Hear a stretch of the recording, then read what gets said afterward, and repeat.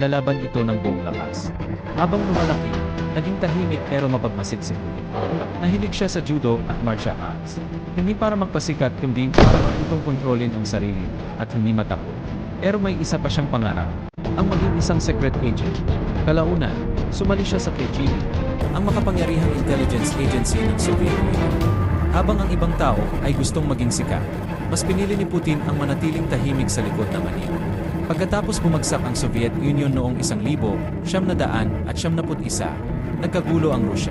Bagsak ang ekonomiya, dumami ang krimen, maraming nawalan ng pag-asa. Pero habang magulo ang bansa, unti-unting umaakyat si Putin sa gobyerno. Hanggang sa isang araw, halos hindi pa siya kilala ng buong mundo. Bigla siyang naging leader ng Rusya. At mula noon, naging isa siya sa pinakamakapangyarihang tao sa planeta.